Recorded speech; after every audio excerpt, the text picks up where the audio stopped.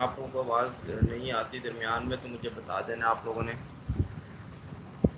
और अगर स्क्रीन नज़र नहीं आती तो आज वही जो फ्लक्स रूल था उसको हम आगे लेके चलेंगे। इसमें फैराडेज लॉ है। फैराडे जो था इन 1831 Michael Faraday reported on a series of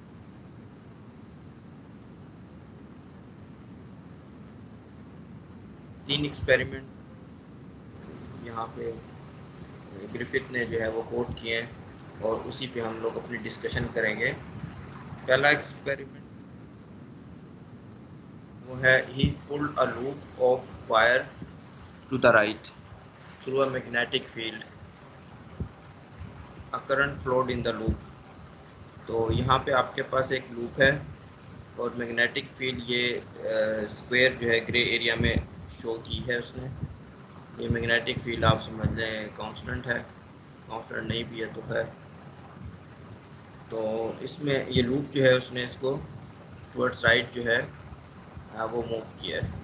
इसके बाद सेकंड एक्सपेरिमेंट है he move the magnet to the right to the left. Magnet, ये जो पीछे मैग्नेट है मैग्नेटिक फील्ड प्रोड्यूस कर रहा है, इसको इसने लेफ्ट मूव किया, लूप को नहीं छेड़ा। और तीसरा एक्सपेरिमेंट है इसमें with both the loop and the magnet at rest, दोनों रेस्ट पे हैं लेकिन क्या किया इसने, he change the strength of the field, he use an electromagnet use किया है जिसमें उसने मैग्नेटिक फील्ड की स्ट्रेंथ को चेंज किया है and varied the current in the coil. So once again current flowed in the loop. तो ये जो लूप है इसके अंदर फिर उसने ऑब्जर्व किया कि करंट जो है वो मूव कर रही है। यहाँ पे कोई एमीटर लगा सकते हो आप लोग, उसमें करंट की ऑब्जर्वेशन कर सकते हो। अब इन 3 एक्सपेरिमेंट को आपने समझ लिया। पहला एक्सपेरिमेंट जिसमें आपने लूप को मूव करना है, दूसरे में मैग्नेट को मूव करना है और तीसरे में लूप और इलेक्ट्रोमैग्नेट जो है दोनों रेस्ट में हैं लेकिन इलेक्ट्रोमैग्नेट जो है उसको उसने उसमें मैग्नेटिक फील्ड को चेंज किया है बाय चेंजिंग जो है करंट इन द कॉइल जो है। तो अब इन तीनों की डिस्कशन करेंगे। पहला एक्सपेरिमेंट की इंटरप्रिटेशन जो है वो सिंपल है। The first experiment of course is an example of motional EMF conveniently expressed by the flux rule. तो यहाँ पे तो कहता है कि फ्लक्स रूल अप्लाई हो रहा है और इस वजह से करंट प्रोड्यूस हो रही है कि फ्लक्स जो है मैग्नेटिक फ्लक्स इस लूप में आपने जो है वो चेंज किया है इस को मूव करते हुए और उसकी वजह से जो ईएमएफ प्रोड्यूस हो रहा है वो करंट प्रोड्यूस कर रहा है। So I don't think it will surprise you to learn that exactly the same EMF rises in experiment 2। तो कहता है एक्सपेरिमेंट 2 में क्या होगा, वो कहता है कि आप मतलब ऑब्वियस जो आंसर वो एक्सपेक्ट कर रहा है रीडर से वो ये कर रहा है कि वो कहेगा कि यही चीज़ इधर भी होगी। ठीक है, चाहे आप लूप को मूव करते हो या मैग्नेट को मूव करते हो, करंट जो प्रोड्यूस हो रही है वो दोनों में सेम प्रोड्यूस होगी। तो क्योंकि दोनों में एक तरह की सिमेट्री है, relative, they are in relative motion. तो इस चीज़ को ज़रा गौर से देखने की ज़रूरत है। तो कहता है same EMF rising experiment 2 all that really matters is the relative motion of the magnet and the loop. तो indeed in the light of special relativity is has to be so. तो कहता है स्पेशल थ्योरी ऑफ रिलेटिविटी की sense में वाकई जो ऐसी ही बात होनी चाहिए। But Faraday knew nothing of relativity. Faraday जो है जो एक्सपेरिमेंट कर रहा था उसके जहन में रिलेटिविटी थी भी नहीं, जो उस वक्त की भी अगर कोई थी क्लासिकल, तो स्पेशल थ्योरी ऑफ रिलेटिविटी तो बहुत दूर की बात है। And in classical electrodynamics this simply reciprocity is this simple reciprocity is a coincidence with remarkable implication। तो ये जो एक्सपेरिमेंट है ये थोड़ा सा आपको रिलेटिविटी की तरफ भी लेके जाएंगे। तो उसके ध्यान में नहीं था, अब उसकी हिसाब से अगर हम इंटरप्रिटेशन करें तो क्या होगी situation. For if the loop moves it is a magnetic force that sets up the EMF. यानी अगर लूप मूव करता है तो आप देख सकते हो लूप के ऊपर अंदर इलेक्ट्रॉन्स जो हैं अगर वो मोशन में आते हैं रिलेटिव टू मैग्नेटिक फील्ड तो उसमें फिर वो मैग्नेटिक फोर्स की वजह से ये मूव करेंगे, ईएमएफ जनरेट होगा। जबकि but if the loop is stationary the force can not be magnetic. अब वो कह रहा है अगर लूप जो जैसे कि सेकंड एक्सपेरिमेंट में लूप जो है वो स्टेशनरी है और लूप पे चार्जेस हैं, अगर वो स्टेशनरी हैं चार्जेस तो उन पे जो लगने वाली फोर्स है वो मैग्नेटिक नहीं हो सकती। ठीक है, क्योंकि मैग्नेटिक फोर्स जो है वो मूविंग चार्जेस पे लगती है। Stationary charges experience no magnetic force.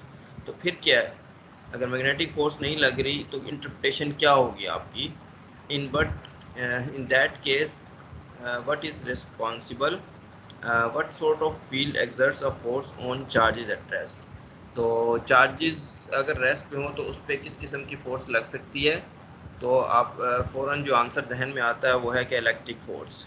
ठीक है, तो well electric fields too of course but in this case there does not seem to be any electric field inside. तो यहाँ कोई इलेक्ट्रिक फील्ड नज़र नहीं आ रही जो उस पर लगी होगी, यहाँ तो मैग्नेटिक फील्ड है जो उस पर लग रही है।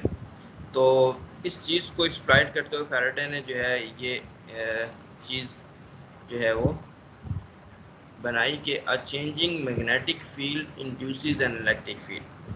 तो जो मैग्नेटिक फील्ड जो चेंज हो रही है वो एक इलेक्ट्रिक फील्ड इंड्यूस करती है। किस तरीके से करती है, और ये इलेक्ट्रिक फील्ड फिर एक्सपेरिमेंट 2 में उन चार्जेस को मूव करवाती है।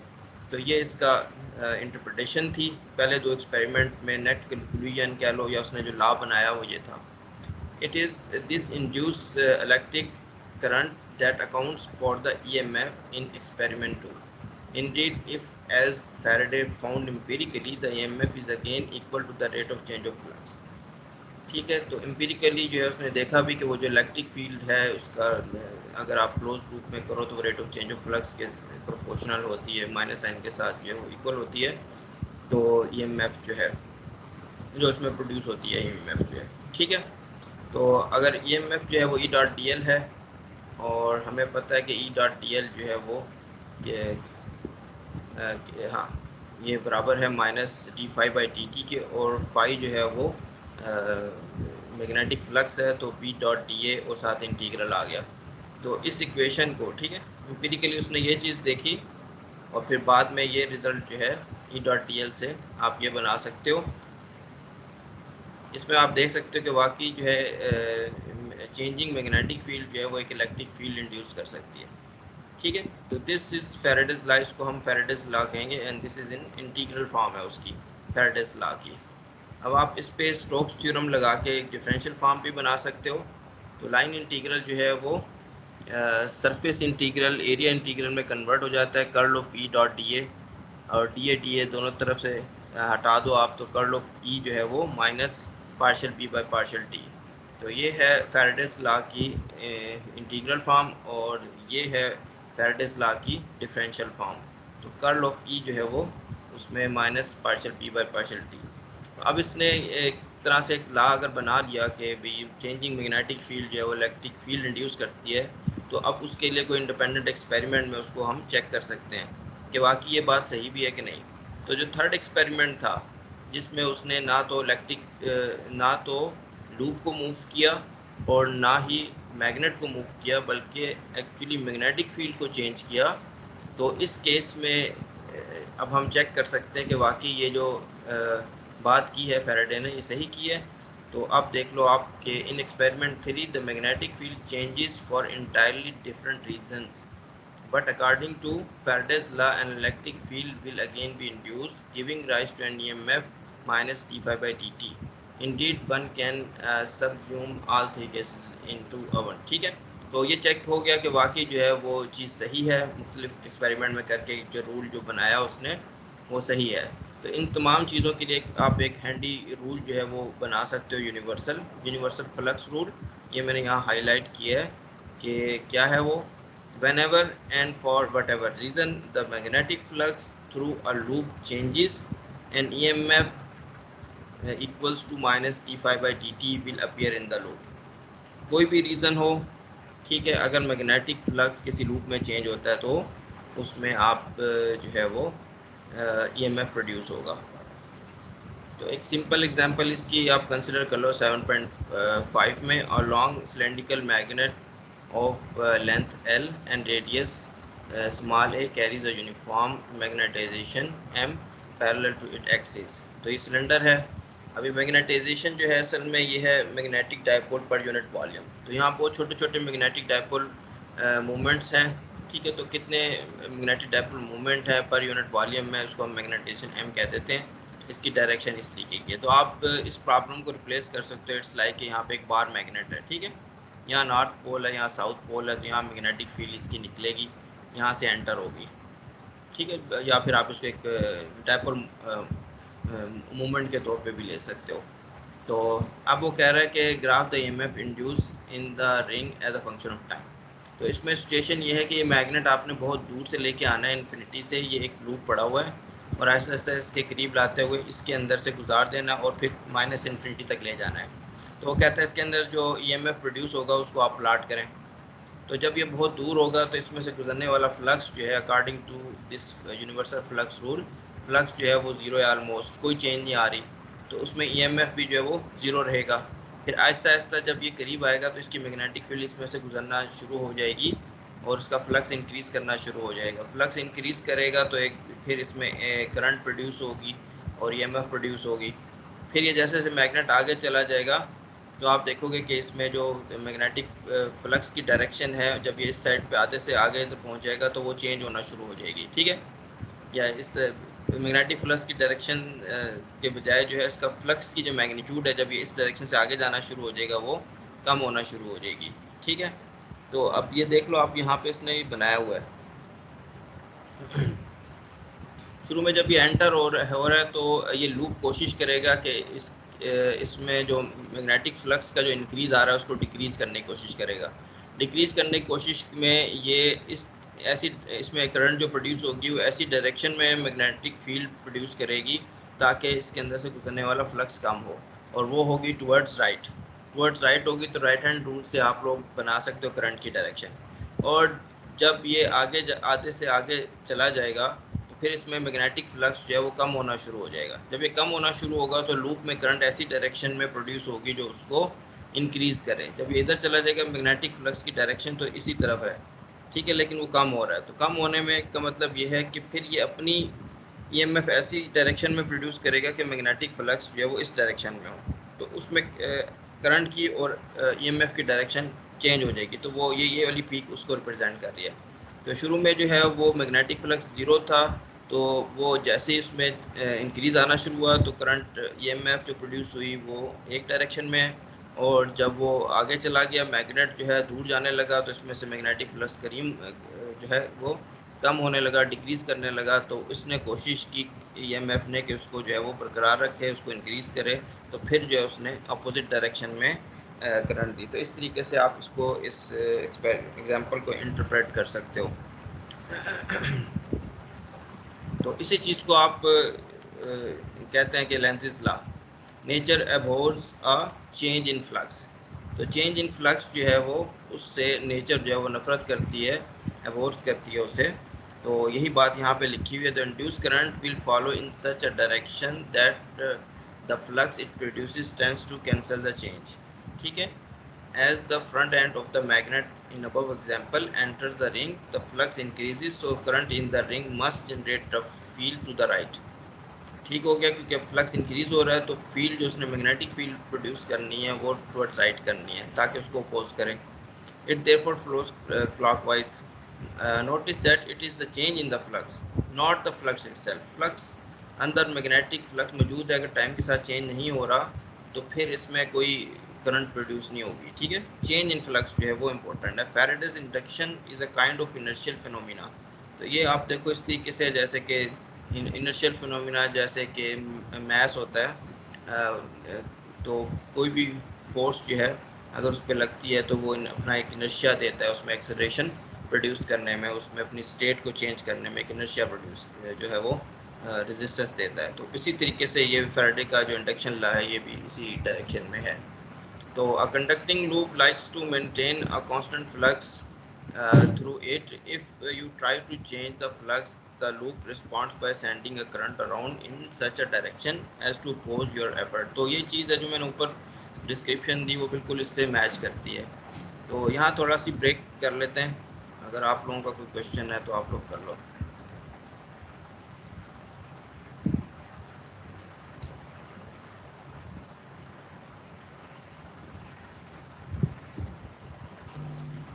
हाँ जी, क्वेश्चन है मोहम्मद सफ़ी। सर अस्सलाम वालेकुम। वालेकुम सलाम। सर जो ग्राफ ऊपर दिखाया था आपने वो काइंडली दिखाइएगा। हाँ जी, फिर आप देख ये लो। जो हाँ यहाँ पे ईएमएफ प्रोड्यूस हो रहा है विद लाइक हम देख रहे हैं कि विद टाइम। तो अगर मैं चाहूँ कि अगर मेरे पास एक सफिशिएंट अमाउंट में मतलब ईएमएफ प्रोड्यूस हो, ठीक है, क्योंकि इसमें तो मैं देख रहा हूँ कि ऑन हो रहा है, ऑफ हो रहा है, फिर ऑन हो रहा है, ऑफ हो रहा है। अगर इस चीज को काइंड ना एक कॉन्टिन्यूअस वे में ऑब्टेन करना हो तो फिर मुझे अपनी फ्रीक्वेंसी बढ़ानी पड़ेगी, वो जो चेंज की। अच्छा, आप कह रहे हो कि ईएमएफ चाहिए कंटिन्यूस हो। हाँ लाइक क्योंकि यहाँ पे तो मेरे पास वो ऑन ऑफ वाला चक्कर होगा। अगर मैं इसको मतलब थोड़ा सा एक करूँ कि वो जो ऑन ऑफ के बीच में जो टाइम है उसको अगर कम करना चाहूँ तो क्या मुझे मैं लाइक जस्ट अपनी फ्रीक्वेंसी चेंज करूंगा ना सर, कि मतलब फॉर एग्जांपल लूप के अंदर अगर मैं मैग्नेट लेके जा रहा हूँ, अगर वो जो स्पीड में चेंज करूँ तो फिर ये करीब करीब आने लगेंगे। हाँ, अगर ये भी अच्छा आइडिया है आपका, अगर आप इसको तेज़ी तेज़ी के साथ करते हो, ठीक है, बहुत अच्छी जो है वो आपने ऑब्जर्वेशन दी है इसमें। अगर आप इसी मैग्नेट को बहुत तेज़ी के साथ धूप में से गुजारते हो, फिर वापस लेके आते हो, फिर गुजारते हो, जितनी तेज़ी के साथ लेके आओगे तो ये जो पीक्स हैं इनके दरमियान का इंटरवल आप कम कर सकते हो। एग्जैक्टली, ठीक ओके है, ओके। कम कर सकते यस। हो। तो ये अगर कंटिन्यूस की ये सेंस है, यहाँ मैं कोई उसकी एग्जांपल शायद ना दे पाऊँ, होती है इसकी भी डीसी में कन्वर्ट करने की वो। तो इसमें ये है कि अगर आपका जो रेट है चेंज का वो कांस्टेंट हो, फ्लक्स के चेंज का जो रेट है वो अगर आप मेंटेन कर लेते हो कांस्टेंट, तो ईएमएफ जो प्रोड्यूस होगी वो भी कांस्टेंट होगी। ठीक है, यहाँ तो सिचुएशन ये है ओके। कि वो फ्लक्स उस तरीके से आपके पास उतना कंट्रोल नहीं है उसका, तो हम्म। बस उसको आप आगे पीछे मूव कर रहे हो। ओके। अच्छा, और थैंक ठीक से, चलो सही है, फिर आगे चलते हैं हम लोग। अ,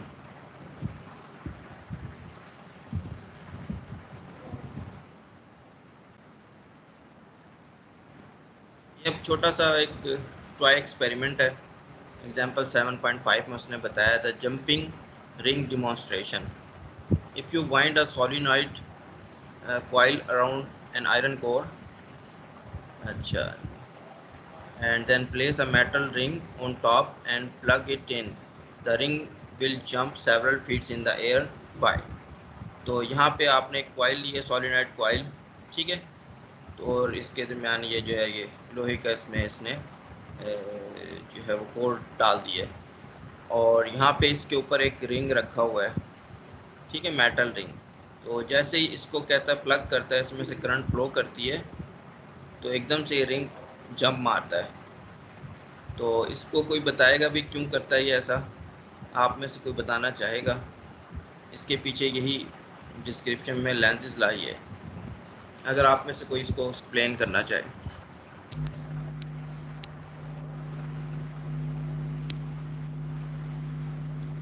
सर इसमें इसमें यही होता होगा क्योंकि जब आप वो पिक्चर दिखाएंगे प्लीज। हाँ, पिक्चर देख लो।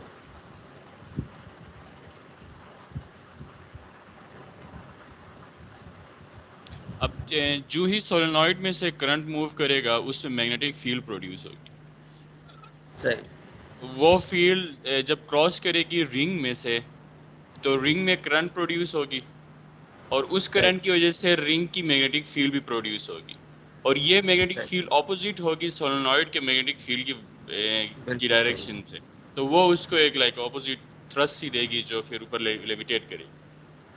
बिल्कुल सही। तो यहाँ पे देखो, आपके शुरू में करंट ज़ीरो थी, जैसे आपने प्लग किया ज़ीरो से कोई वैल्यू आ गई उसकी, तो ये चेंज जो है ये मैग्नेटिक फ्लक्स चेंज करेगी रिंग में। तो रिंग जो है वो अगर ये मैग्नेट बन जाता है आपका सॉलिनाइड जो है, तो वो बिल्कुल उसका ऑपोजिट मैग्नेट बन जाएगा। ठीक है, इसका नॉर्थ जो है उसका नॉर्थ ऑपोजिट होगा, या साउथ है तो साउथ उसका ऑपोजिट होगा, तो एकदम से दोनों जो है वो रिपेल करेंगे, तो वो उड़ के दूर जाएगा रिंग जो है। तो यही चीज़ है पीछे सारी फिजिक्स, बिल्कुल सही बताया। तो यही है। अच्छा, इसमें तीन छोटी छोटी प्रॉब्लम है, बड़े सिंपल से। 12 है, a long solenoid of radius a is driven by alternating current, so the field inside is solenoidal. Inside field जो है उसकी ये वैल्यू है और टाइम के साथ वो चेंज हो रही है. a circular loop of wire of radius a/2 आपने रख दिया and resistance r उसमें है, is placed inside the solenoid and coaxial with it. तो solenoid के अंदर उसके एक्सिस के साथ जो है आपने a/2 रेडियस का एक लूप रख दिया. Find the current induce in the loop as a function of time. तो आपने करंट जो है इंड्यूस फाइंड करनी है. करंट इंड्यूस फाइंड करने के लिए आपको ईएमएफ चाहिए. ईएमएफ मिल गया तो ईएमएफ V = IR का फार्मूला आप लगा सकते हो. और ईएमएफ आपको मिलेगा rate of change of flux से. और rate of change of flux में फ्लक्स चाहिए. फ्लक्स जो है फाई वो है B.DA. ठीक है, तो बस B.DA करना है आपने. ये B है और एक छोटे से एरिया पे आपने उसे इंटीग्रेट करना है और बाकी फिर इसका टाइम डेरिवेटिव लोगे वो भी हो जाएगा. तो ये बहुत सिंपल क्वेश्चन है. बिल्कुल इसी तरीके से ये क्वेश्चन भी है 7.13. A square loop of wire with sides of length A lies in the first quadrant of the XY plane. XY plane में उसने फर्स्ट क्वाड्रेंट में रख दिया with one corner at the origin. ठीक है, in this region there is a non uniform time dependent magnetic field. Magnetic field है आपके पास जो नॉन यूनिफॉर्म है और टाइम डिपेंडेंट है. तो इसमें कहता है find the EMF induce in the loop. तो वो ईएमएफ इंड्यूस आपने निकालनी है, उसके लिए आपको फ्लक्स निकालना है. बस B गिवन है, एरिया पे आपने इसको इंटीग्रेट करना है और छोटे से लूप के एरिया पे. ठीक है, इसके बाद जो है इसी तरीके से 7.14 है as a lecture demonstration a full cylindrical bar magnet. आपके पास एक बार मैग्नेट है, वो आप एक वर्टिकल एल्यूमिनियम पाइप जो है उसमें से गुजारते हो. ठीक है, जिसका रेडियस जो डायमीटर है वो बड़ा है. इसका 2 मीटर है, अगर उसका 1 मीटर है. It takes several seconds to emerge at the bottom. तो उसमें से जब आप गुजारते हो तो नीचे से दूसरी साइड से निकलता है, उससे काफ़ी टाइम लगता है. Whereas an otherwise identical piece of unmagnetized iron जो है makes a safe trip in a fraction of a second. इसके बजाय आप कोई लोहे की चीज़ जो है वो फेंक देते हो उतने ही वजन की, वो तेज़ी से निकल जाती है. तो explain by the magnet falls more slowly. तो 7.14 कोई इस पे करना चाहेगा कमेंट जो है.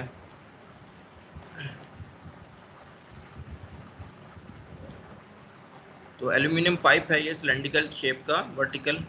इसके अंदर एक बार मैग्नेट आपने बस फेंकना है. तो वो कहता है दूसरी तरफ से निकलते हुए ज़्यादा टाइम लगाता है. अगर बार मैग्नेट फेंकते हो, अगर वैसे ही उतने ही वजन का कोई आयरन का पीस फेंकते हो तो वो तेज़ी से निकल जाता है. ठीक है, तलहा वसीम शायद बताना चाह सर रहे. ये सर ये इंड्यूस्ड ईएमएफ ओ इंड्यूस्ड मैग्नेट का ही मैग्नेटाइजेशन का ही है, मैग्नेटिक फील्ड का, कि जब वो बार मैग्नेट फेंकेंगे तो वो इंड्यूस करेगा मैग्नेटिक फील्ड जो ऑपोजिट डायरेक्शन में लगेगी.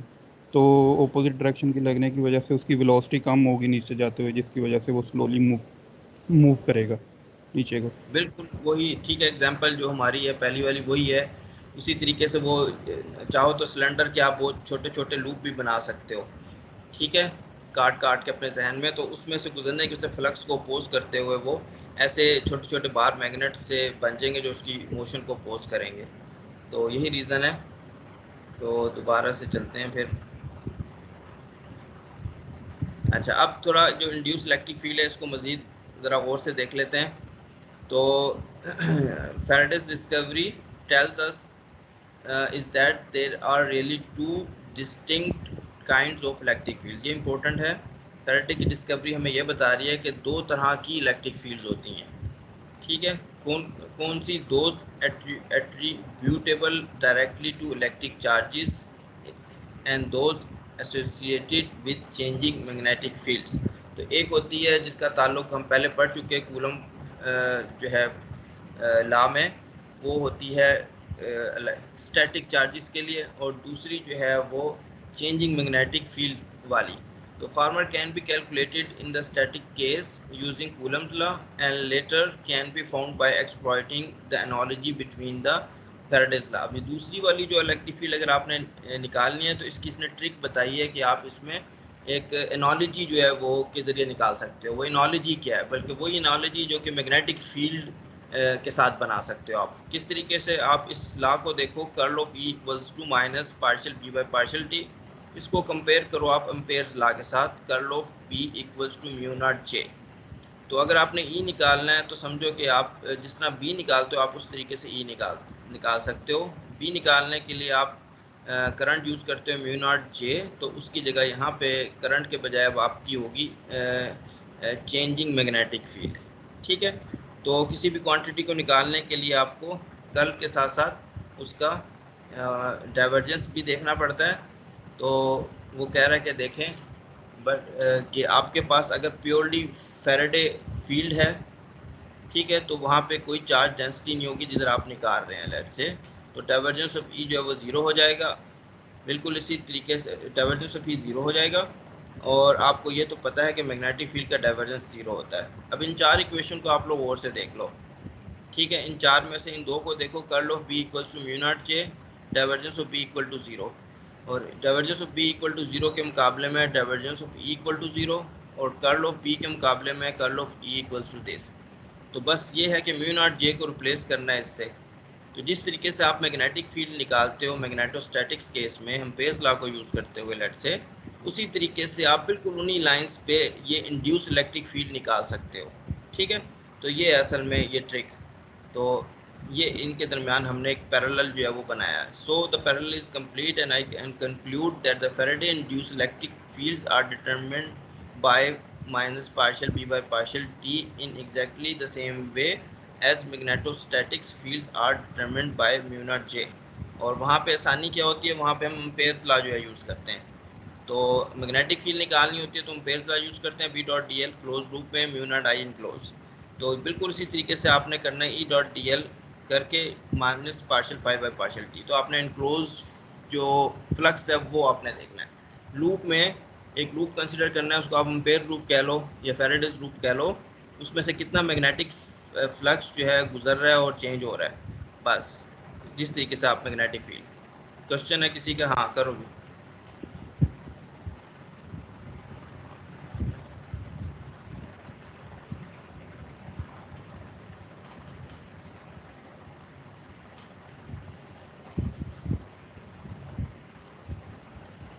अच्छा नहीं है क्वेश्चन?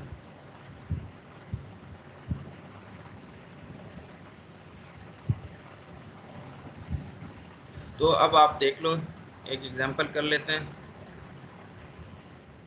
एग्जांपल की ये फिगर है, example 7.7, a uniform magnetic field B of T pointing straight up. एक यूनिफॉर्म मैग्नेटिक फील्ड है जो कि बिल्कुल ऊपर जो है वो उसकी डायरेक्शन है, फिल्स the shaded circular region, shaded circular region जो है उसको फिल कर रही है, of figure 7.24। If P is changing with time what is the induce electric field. तो ये जो बड़ा वाला सर्कल है इसमें मैग्नेटिक फील्ड है जो ऊपर की तरफ है, और वो पूछ रहा है कि अगर मैग्नेटिक फील्ड टाइम के साथ चेंज हो रही हो तो इंड्यूस इलेक्ट्रिक फील्ड आपने निकालनी है। तो अब इसकी कन्फिगरेशन देख लो आप। तो अगर क्लोज सर्कुलर लूप हो जिसमें करंट फ्लो कर रही हो तो आप राइट हैंड रूल से बता सकते हो उसकी मैग्नेटिक फील्ड। ठीक है, बिल्कुल उसी तरीके से उन्हीं लाइंस पे हमने चलना है, तो इसकी इलेक्ट्रिक फील्ड भी उसी तरीके से हम लोगों ने बतानी है। तो यहाँ पे जो आप देख रहे हो इसमें जो इंड्यूस करंट प्रोड्यूस होगी वो सर्कुलर होगी। ठीक है, और वही इलेक्ट्रिक फील्ड की डायरेक्शन भी बताएगी कि इलेक्ट्रिक फील्ड या इंड्यूस ईएमएफ की जिसकी वजह से वो करंट फ्लो कर रही है। तो यानी कि ई जो है वो होगी जो है सर्कुलर सर्कमफ्रेंशियल डायरेक्शन में होगी। तो E points in the circumferential direction just like the magnetic field inside a long wire. ठीक है, straight wire carrying a uniform current density. Draw an Amperian loop of radius S and apply Faraday's law. तो ये ऊपर देखा था आपने छोटा सा, उसने एम्पीरियन लूप जो है वो स्मॉल एस रेडियस का ड्रा किया है। अब इसके अंदर से बस आपने मैग्नेटिक फ्लक्स जो है वो कैलकुलेट करना है, उसका टाइम डेरिवेटिव लेना है। तो ई डॉट डी एल वो बन गई ई इंटू 2πs, और rate of change of magnetic flux है पाई एस स्क्वायर इंटू वी, और इसका टाइम डेरिवेटिव एक्चुअली जो है वो मैग्नेटिक फील्ड का टाइम डेरिवेटिव आएगा, वो आप ले लो। तो आंसर आपके पास आ गया इलेक्ट्रिक फील्ड का। ये ई जो है -s/2 dB/dt फाई।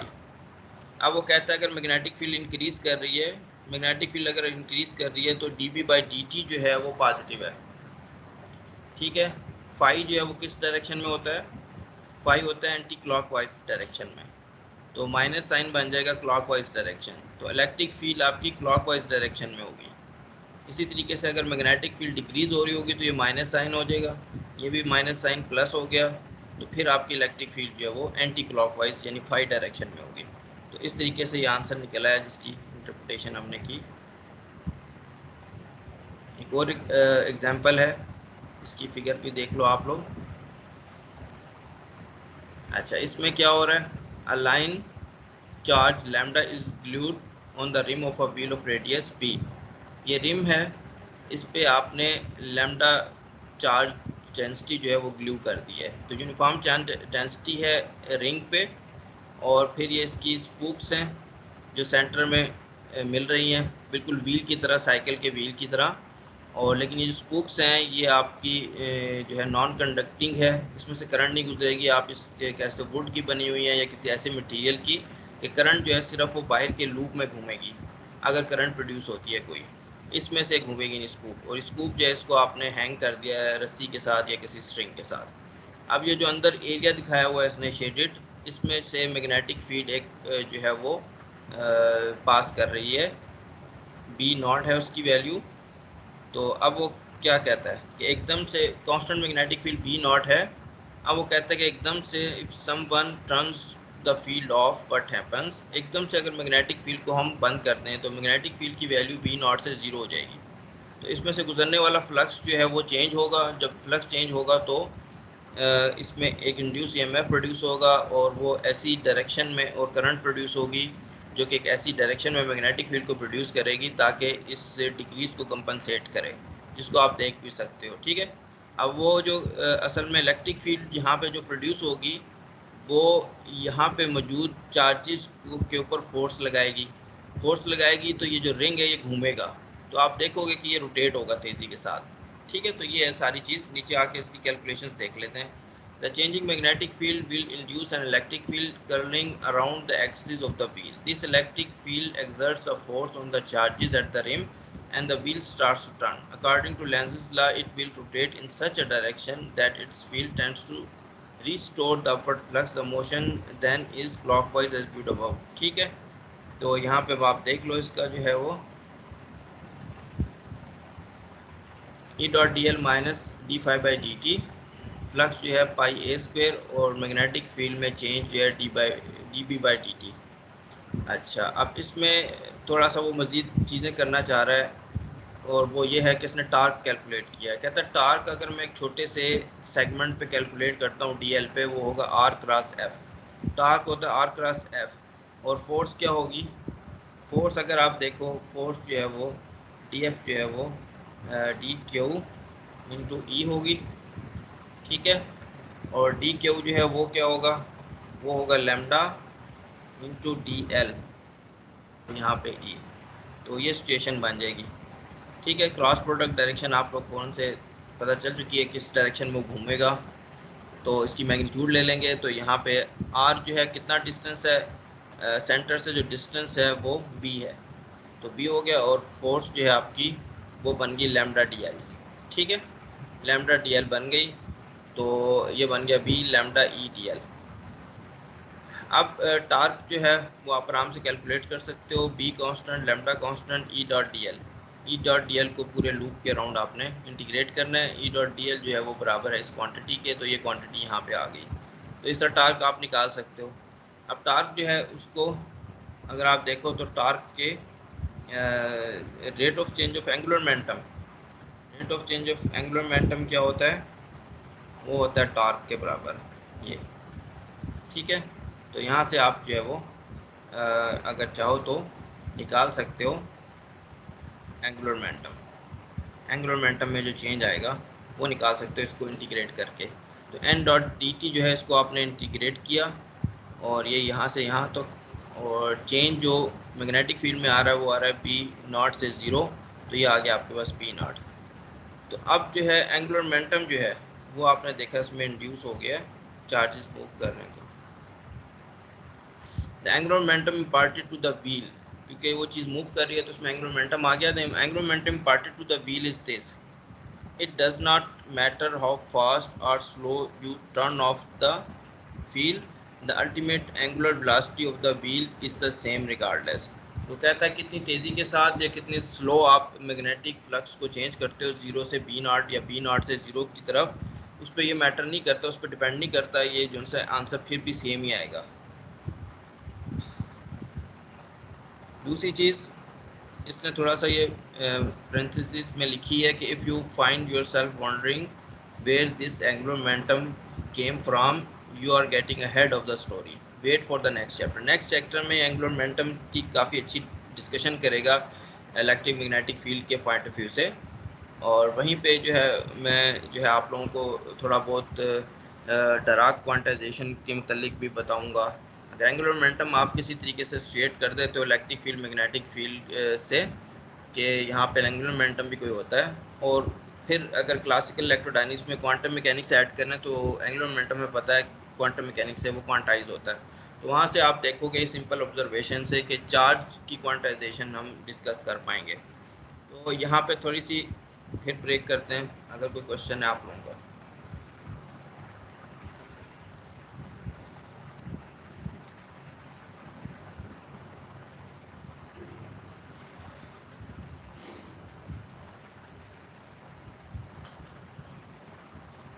अच्छा, तो सारा जो है वो स्टफ तकरीबन ट्रिवियल सही है, और चलते हैं फिर आगे इसको देखते हैं। अब इसमें सारी कहानी में यहाँ पे कुछ जो है वो फ्रॉड जो है उसके मुतालिक बता रहा है ये आपको ग्रिफिथ। कहता है must warn you now of a small fraud that tarnishes many applications of Faraday's law. Faraday's law की कई एप्लीकेशन जो है उसको वो ख़त्म कर देगा, वो फ्रॉड जो है स्मॉल फ्रॉड है। तो क्या है small fraud? Electromagnetic induction of course occurs only when the magnetic fields are changing. तो आपकी जब मैग्नेटिक फील्ड्स जो है वो चेंज हो रही हैं तभी आपके पास ये इलेक्ट्रोमैग्नेटिक इंडक्शन आती है, जिसमें आप इलेक्ट्रिक इंड्यूस इलेक्ट्रिक फील्ड देखते हो। ठीक है, तो जब मैग्नेटिक फील्ड टाइम के साथ चेंज हो रही है तो फिर आप मैग्नेटोस्टैटिक्स वाली चीज़ें कैसे इस्तेमाल कर सकते हो? ये कह रहा है and yet we would like to use the apparatus of magnetostatics. वो apparatus क्या है? Ampere's law, Biot Savart law and the rest to calculate those magnetic field. Technically, any result derived in this way is only approximately correct. ठीक है, तो अब इसने बता दिया कि क्या है कि असल में जो रिजल्ट्स हैं ये सिर्फ अप्रॉक्सीमेट रिजल्ट्स हैं। तो कितनी अच्छी अप्रॉक्सीमेशन है ये और किस किस्म की अप्रॉक्सीमेशन है ये, उस पर ये बात करेगा इस टॉपिक में। But in practice the error is usually negligible unless the field fluctuates extremely rapidly or you are interested in points very far from source।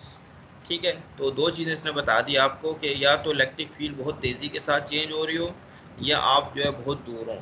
ठीक है, और ये दोनों चीज़ें जो हैं वो इन सम सेंस जो है वो आगे चल के आपको इलेक्ट्रोडायनेमिक्स में लेके जाएंगे, जो नेक्स्ट चैप्टर होगा इलेक्ट्रोडायनेमिक्स में है। और फार फ्रॉम द सोर्स इसमें थोड़ी सी रिलेटिविटी यानी कि इलेक्ट्रोमैग्नेटिक वेव्स का भी जो है वो टॉपिक आएगा इसमें।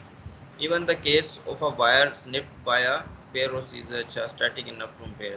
ठीक है, मिनट से तो इसको जो है इस सिचुएशन को ये कहता है, फिर इसका नाम रख दिया इसने क्वाज़ी स्टैटिक। इस अप्रॉक्सीमेशन में रहते हुए जब आप काम करते हो कि आप जो है वो इलेक्ट्रोडायनेमिक्स नहीं कर रहे हो लेकिन बस ये ठीक है स्टिल जो है you are using Ampere's law, Biot Savart law और इस तरह की मैग्नेटिक फील्ड को कैलकुलेट करने के लिए, इसको ये कह देता है कि इसको आप कर लें क्वाज़ी स्टैटिक्स। ठीक है, क्वाज़ी स्टैटिक्स है। तो generally speaking it is only when we come to electromagnetic waves and radiations that we must worry seriously about the breakdown of magnetostatics itself. तो जब हम डिस्कशन करेंगे इलेक्ट्रोमैग्नेटिक वेव्स की वहाँ पे आप देखोगे कि वो चीज़ कब इम्पोर्टेंट होती है। तो ये एक एग्जांपल है, इसमें भी थोड़ा सा ये बताने की कोशिश करेगा आप लोगों को। इस एग्जांपल में एक वायर है, इन्फिनाइट वायर यानी एक लॉन्ग वायर है, इसके अंदर जो करंट है वो टाइम वेरिंग है, करंट टाइम वेरिंग है। तो इसमें जो determine the induce electric field as a function of the distance S from the wire. तो यहाँ पे आप एस डिस्टेंस पे वो कहता है कि जो इलेक्ट्रिक फील्ड इसके अंदर इंड्यूस होगी वो आपने बतानी है। तो वो हम पहले भी देख चुके हैं, वो एक सर्कुलर लूप के हिसाब से डायरेक्शन में इंड्यूस होगी, तो आप यहाँ पे एम्पेयर लॉ जो है वो यूज़ कर सकते हो। एम्पेयर लॉ आप यूज़ करते हो E.dl, और यहाँ पे जो है ये एम्पेयर लूप आपने देख लिया कि वो कैसे होगा। वो एम्पेयर लूप ऐसे है, और इसमें से गुजरने वाला जो है वो ये इलेक्ट्रिक फील्ड जो है E.dl is equal to this, और ये rate of change of magnetic flux, magnetic field की वैल्यू आपको पता है इसकी क्या होती है, वो mu naught I over 2 pi S होती है इनफिनाइट वायर की। तो उसमें टाइम डेरिवेटिव जो है वो आई का आ जाएगा। ठीक है, टाइम डेरिवेटिव आई का आ गया, और इस तरह इलेक्ट्रिक फील्ड का एक्सप्रेशन निकल आया, इलेक्ट्रिक फील्ड का एक्सप्रेशन निकल आया। अच्छा, अब यहाँ पे वो आपको ये चीज़ बता रहा है कि एक अजीबोगरीब चीज़ यहाँ पे ये हो रही है कि इलेक्ट्रिक फील्ड जो है वो blows up as S goes to infinity. कहते हैं एस को अगर इन्फिनिटी कर दिया जाए तो इलेक्ट्रिक फील्ड ब्लो कर जाती है, करती लॉगरिथमिकली है लेकिन ब्लो कर जाती है, और ये कोई चीज़ फिज़िकल नहीं लगती। तो जब भी ऐसी कोई चीज़ आ जाए आपके पास जिसमें कोई फिज़िकल क्वांटिटी जो है वो इन्फिनाइट हो रही हो, तो वहाँ वो आपको हमेशा ये इस तरह की आप चीज़ सोचनी है आपने कि कोई ना कोई ऐसी चीज़ है अप्रॉक्सीमेशन जो हमारी कैलकुलेशन की वो ब्रेक हो रही है। ठीक है, ये एक जनरल फैक्ट है। तो कहीं भी इन्फिनिटीज़ देखते हो तो फिज़िकल क्वांटिटीज़ में जो मेजरेबल हैं, तो वहाँ इन्फिनिटीज़ में आपने कहना है कोई ना कोई अप्रॉक्सीमेशन, जो अंडरलाइंग अप्रॉक्सीमेशन है वो ब्रेक हो रही है। तो यहाँ पे भी यही है, but our step is the limits of the quasi-statics. We have our step, ठीक है, we have our step the limits of quasi-static approximation। तो यहाँ पे जो वो लिमिट है वो quasi-statics की लिमिट को आप पार कर रहे हो। ठीक है, जितना आप दूर जाते हो तो वहाँ पे अब क्योंकि जो स्टैटिक्स केस है उसके अंदर इलेक्ट्रिक फील्ड का इफेक्ट जो है विद इन नो टाइम पहुँच जाता है। तो जब आप बहुत दूर चले जाते हो और आप ये कह रहे हो कि within no time electric field का इफेक्ट जो इन्फिनिटी तक भी पहुंच जाता है, तो वो बात सही नहीं है रिलेटिविटी की बुनियाद पे, क्योंकि कोई ना कोई आपको पता है मैक्सिमम जो स्पीड है वो स्पीड ऑफ लाइट है। स्पीड ऑफ लाइट से तेज़ी से इफेक्ट्स जो है नहीं पहुंच सकते। तो यही चीज़ यहाँ पे एक तरीके से जो है वो आपको बताने की कोशिश कर रही है कि जो आप अंडरलाइंग अजम्पशंस हैं वो ब्रेक हो रही हैं। तो इसको इसने ये कहा कि tau is the time it takes I to change substantially, then the quasi-static approximation should hold only for this। साथ सी का फैक्टर उसने लगा दिया है। ठीक है, कि करंट अगर चेंज हो रही है तो उसका इफेक्ट फ़ौरन से विद इन नो टाइम जो है वो बहुत दूर नहीं पहुंच सकता। ठीक है, अभी पहला वाला इफेक्ट और दूसरा वाला इफेक्ट सेम टाइम पे नहीं पहुंच सकते। तो ये इसने बताने के लिए आपको कि इसको एक टाइम लगेगा। तो चेंज अगर टिपिकल जो चेंज होने का जो टाइम है टाउ जो है जिसके साथ ये चेंज हो रही है, ठीक है, टाउ इज़ लाइक जैसे फ्रिक्वेंसी से आप बना सकते हो कि एक करंट चेंज हो रही है तो उसकी फ्रिक्वेंसी क्या है, उसे उधर से टाइम पीरियड। तो टाइम पीरियड की सेंस ले लो आप इसको, सिंपल केस में सी के साथ मल्टीप्लाई करके उसने एक बना दिया कि ये डिस्टेंस जो है जब तक एस इस डिस्टेंस से छोटा होगा तब तक आपको कोई मसला नहीं होगा। जब ये इस डिस्टेंस के बराबर पहुंच जाएगा या इससे बड़ा हो जाएगा तो आपकी जो क्वाज़ी स्टैटिक्स की जो लिमिट है वो जो है वो ब्रेक कर जाएगी। तो ये थोड़ा सा आइडिया, ये चीज़ें ज़्यादा अच्छी समझ आएंगी हमें जब हम पूरा जो है इलेक्ट्रोमैग्नेटिक और वेव्स वगैरह की तरफ जाएंगे। तो ये हो गया यहाँ पे। इसके बाद कुछ ये एग्जांपल्स हैं, ये आप लोग देख लो। प्रॉब्लम्स जो हैं इसमें सब में इसी तरह की चीज़ें मौजूद हैं। तो यहाँ पे मैं स्टॉप करता हूँ। आप लोगों को क्वेश्चन है तो आप लोग कर लो।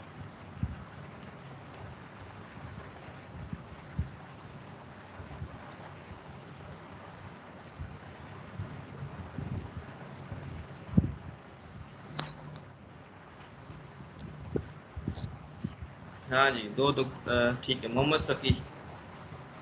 सर हमने ये बात तो अंडरस्टैंडेबल है कि जब चेंज हम इलेक्ट्रिक फील्ड को चेंज करेंगे तो मैग्नेटिक फील्ड प्रोड्यूस होगी, या मैग्नेटिक फील्ड को चेंज करें इलेक्ट्रिक फील्ड प्रोड्यूस होगी, और एज ए रिजल्ट हमारे पास इंड्यूस फील्ड्स आ रही है।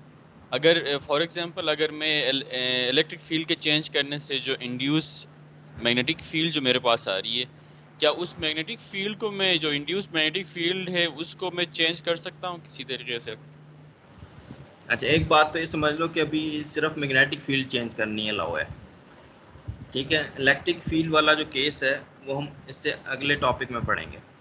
ओके। तो अभी बात आती है, ठीक है, अभी पूरा सिमेट्री नहीं आई, वो काम ठीक। मैक्सवेल ने किया।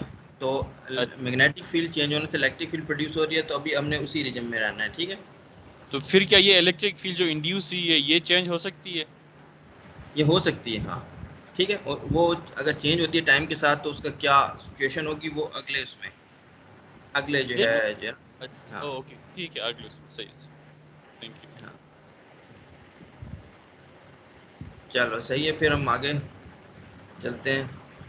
अभी एक टीचर आ गए थे, उन्होंने कहा सही है लगे रहो। सारे जो अपने ऑफिस में बैठे जो हैं यही कर रहे हैं। मेरे साथ जो है भट्टी साहब बैठे होते हैं, वो पढ़ाते हैं, वो भी इसी तरीके से। तो इंडक्टेंस है ये। इंडक्टेंस थोड़ा बहुत आपको आइडिया होगा इसको, अगरचे मैंने वो टॉपिक जो है स्किप करा दिया, थोड़ा बहुत आप लोगों को कैपेसिटेंस का आइडिया होगा, कैपेसिटर्स वगैरह का, ठीक है। चार्ज और पोटेंशियल डिफरेंस के दरमियान वो क्यों एक क्वांटिटी जो है वो, हाँ चार्ज और पोटेंशियल कैपेसिटेंस होती है, ठीक है, जिसका उस थ्योरेटिकल क्वांटिटीज़ पे वो डिपेंड करती है। उस तो वहाँ पे वो चार्जेस के साथ उसका ताल्लुक है, यहाँ पे करंट वगैरह के साथ इंडक्टेंस का ताल्लुक है। तो यहाँ पे हम कंसिडर करते हैं एक ये, ठीक है, दो लूप्स हैं फिगर 7.29 में। एक जो है वो इसमें से करंट आई फ्लो कर रही है लूप 1 में से, और इसकी जो मैग्नेटिक फील्ड है वो लूप 2 से पास कर रही है। तो अब हम ये फैक्ट स्टडी करना चाहेंगे कि अगर यहाँ पे करंट जो है वो वेरी करती है तो ये जो मैग्नेटिक फील्ड है ये भी वेरी करेगी, तो मैग्नेटिक फील्ड या फ्लक्स जो है वो वेरी करता है लूप 2 में से, तो क्या होता है, इस चीज़ को हम स्टडी करना चाहते हैं, और इसमें हम फिर इंडक्टेंस की बात करेंगे। तो suppose you have to loops of wire at rest, जो मैंने आपको बता दिया, if you run a steady current I1 around loop 1, it produces a magnetic field B1. Some of the field lines passes through the loop 2. Let phi 2 be the flux of B1 through 2, and you might have a tough time actually calculating B1 so far. तो हमें exact कुछ नहीं चाहिए, ये general formula Biot सर्विल law से ये है। Magnetic field जो B1 की है वो आप इस तरीके से निकाल सकते हो। तो यहाँ पे इंटीग्रेशन जो है लूप 1 पे है, ठीक है। तो इसमें जो इम्पोर्टेंट चीज़ आपके लिए वो ये है कि मैग्नेटिक फील्ड B1 की इज़ प्रोपोर्शनल टू I1। ठीक हो गया। और अगर इसका फ्लक्स जो है आप निकालते हो सेकंड लूप में से, तो वो बनेगा phi 2 equals to B1 dot DA2। तो फ्लक्स जो है वो ये बन जाएगा, और B1 क्योंकि प्रोपोर्शनल है I1 के, तो इसका मतलब ये हुआ कि फ्लक्स जो है वो भी प्रोपोर्शनल होगा I1 के। तो यहाँ से आप इस प्रोपोर्शनैलिटी को देखते हुए आप एक चीज़ लिख सकते हो, है फाई 2 इक्वल्स टू M21I1। तो ये एक प्रोपोर्शनैलिटी कांस्टेंट है, और इसको हम कहते हैं ये म्यूचुअल इंडक्टेंस है, ठीक है। Inductance, mutual inductance of 2 due to 1, where M21 is the constant of proportionality, is known as mutual inductance of the two loops, ठीक है। और M21 जो है ये क्या है, ये अभी हम आगे नीचे जो है देख लेते हैं उसका एक्सप्रेशन। तो फाई 2 जो है B1 DA2 है। B1 को आप लिख सकते हो curl of A1, B is equal to curl of A1, क्योंकि डाइवर्जेंस जो है B का वो ज़ीरो होता है। और इसके बाद आप यहाँ पे कौन सा लॉ लगा सकते हो जो एरिया को लेंथ में कन्वर्ट करता है, स्टोक्स थ्योरम। स्टोक्स थ्योरम लगाया आपने तो A1 DL2 आ गया। यहाँ पे जो लेंथ पे इंटीग्रेशन है ये सेकंड लूप पे है। अब आगे चलते हैं, इसको थोड़ा सा और सिंप्लीफाई कर लेते हैं।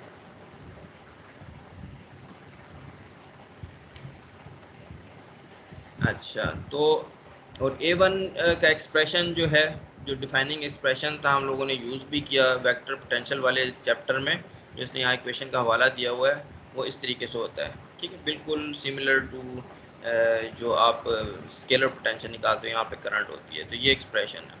तो A1 जो है वेक्टर पोटेंशियल है ड्यू टू लूप 1, तो इसमें जो इंटीग्रेशन आएगी करंट पे या लेंथ पे वो लूप 1 पे होगी।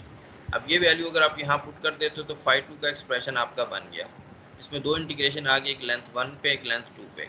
इसमें से अगर आप I1 हटा दो तो बाकी जो चीज़ है वो M21 बन जाएगी, ठीक है। ये इसकी डेफिनेशन के हवाले से कि इसमें से सिर्फ I1 हटा देनी है, बाकी चीज़ आपकी बन जाएगी M21। तो M21 आपके पास ये तैयार हो गया, और इस फार्मूले का नाम जो है वो न्यूमैन कहते हैं, जर्मन में नोएमैन कहते हैं।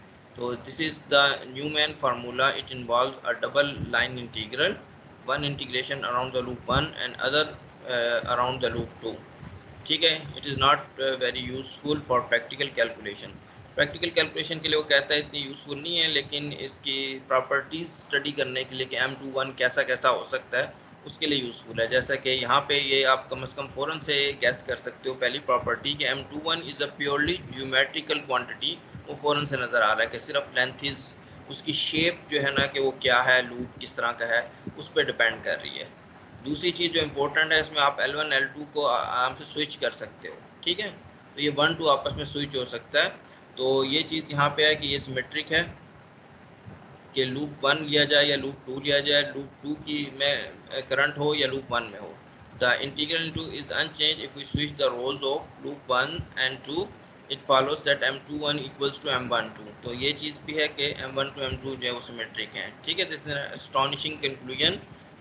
Whatever the shapes and positions of the loops, the flux through 2 when we run a current I around I is identical to the flux through 1 when we send the same current I around 2, ठीक है, या 1 to अच्छा I, we may as well drop the subscripts and call them both M, ठीक है। तो बस फिर जब M1 2 2 1 दोनों बराबर ही हैं तो फिर सब्सक्रिप्ट लिखने की ज़रूरत नहीं है, आप इसको M भी कह सकते हो।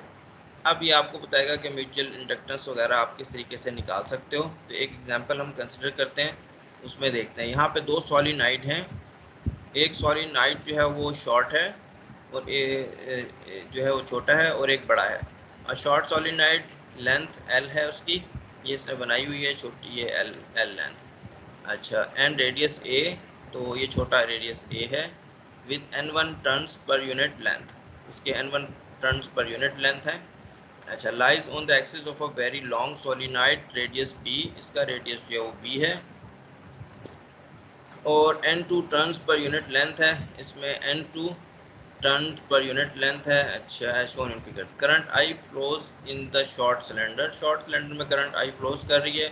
What is the flux through the long solenoid, इसमें वो पूछ रहा है कि जो लॉन्ग सॉलिनॉइड है उसमें फ्लक्स जो है वो कितना जो है वो पास करेगा। अच्छा जी, तो since the inner solenoid is short, it has a very complicated field, ठीक है। इसकी जो मैग्नेटिक फील्ड है वो कहता है बड़ी कॉम्प्लिकेटेड होगी। Moreover it puts a different amount of flux through each turn of the outer solenoid, it would be miserable task to compute the total flux this way. However if we exploit the equality of the mutual inductances, तो problem becomes very easy. तो कहता है अगर हम mutual inductance वाली situation use कर लें तो हमारे पास ये मसला सॉल्व हो सकता है, अदरवाइज उसका मैग्नेटिक फ्लक्स कैलकुलेट करना मुश्किल काम है। तो just look at the reverse situation,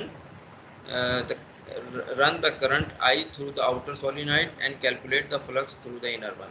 तो कहता है वो सिचुएशन ज़्यादा जो है वो आसान है, ज़्यादा बेहतर है, जिसमें मैग्नेटिक करंट आप जाए छोटे में से गुजारने के बड़े में से गुजार लो और उसका जो मैग्नेटिक फ्लक्स छोटे में से गुजरेगा वो ज़रा वो यूनिफॉर्म होगा, तो उसको कोई इतना इशू नहीं होगा।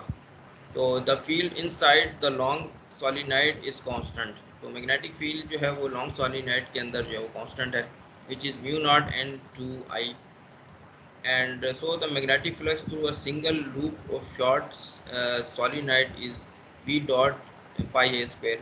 तो जो शॉर्ट सोलिनॉइड है उसके बहुत सारे लूप हैं, उनमें से एक लूप में से जो मैग्नेटिक फ्लक्स गुजरेगा वो आप आराम से निकाल सकते हो, क्योंकि तमाम जो हैं उनमें से मैग्नेटिक फ्लक्स सेम होगा, ठीक है, तमाम, क्योंकि मैग्नेटिक फील्ड कांस्टेंट है। तो पाई बी पाई ए स्क्वायर जो है और बी की वैल्यू है mu naught N2I pi A square.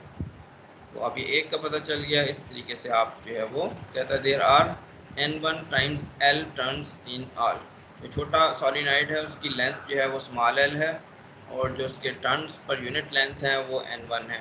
तो इससे आपको नंबर ऑफ टर्न्स पता चल गए, एक टर्न में इतना है फ्लक्स तो इतने टर्न्स में से कितना होगा। So the total flux through the inner solenoid is pi equals to mu naught pi A square N1 N2 IL, ठीक है। तो ये सिचुएशन होगी यहाँ पे कि मैग्नेटिक फ्लक्स जो है वो ये निकल आया आपके पास। अच्छा, अब क्या कहता है, there is also the flux a current I in the short solenoid would put through the long one, which is but अच्छा which is what we set up to find. Incidentally, the mutual inductance in this case is this. अच्छा खैर, अब जो है आप phi का जब expression आ गया आपके पास तो आप म्यूचुअल इंडक्टेंस निकाल सकते हो। फाई जो है वो m टाइम्स आई होता है, ठीक है। तो ये m आपका निकल आया, m जो है mu naught pi a square n1 n2 और i, ठीक है। जब ये आपके पास निकल आया तो अब आप अगर फ्लक्स निकालना चाहते हो फाई बड़े वाले में से, तो उसमें बस ये m को मल्टीप्लाई करना होगा एक लिहाज से, जो ठीक है। Suppose now that you very the current in the loop one. अब अगर आप लूप वन में करंट जो है वेरी करते हो, लूप वन जो है वो, हाँ लूप वन में करंट वेरी करते हैं, ठीक है। अब छोटे वाले की बात हो रही है और टू जो है वो बड़ा वाला है, ठीक है। छोटे वाले में अगर हम करंट को वेरी करते हैं तो क्या होता है, करंट को वेरी करते हो तो फ्लक्स जो है वो चेंज होगा, ठीक है, बड़े वाले में से। तो ये आपके पास जो है ये बन जाएगा rate of change of flux जो है वो m times D I 1/dt। तो I1 करंट जो लूप वन में से या छोटे वाले में से जो वेरी कर रही है वो, और फ्लक्स चेंज होगा तो वो इंड्यूस EMF प्रोड्यूस करेगा इन टू जो है यानी बड़े वाले में। तो इस तरीके से आप उसमें से इंड्यूस करंट और भी निकाल सकते हो। अच्छा है, ठीक है।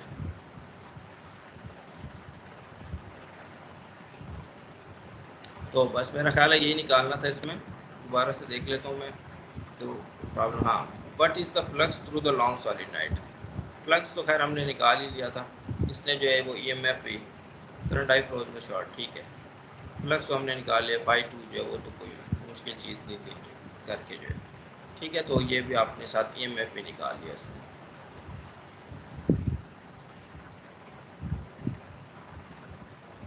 अच्छा, तो यहाँ पे अगर कोई क्वेश्चन है आप लोगों का तो फिर मैं आगे जो है फिर सेल्फ इंडक्टेंस की बात करूँगा। म्यूचुअल इंडक्टेंस जो है यहाँ पे थोड़ा सा फिर स्टॉप कर लेते हैं, बोल बोल के भी थक गया मैं।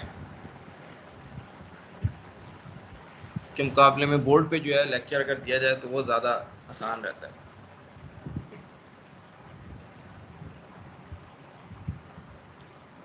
अच्छा जी, आगे चलते हैं।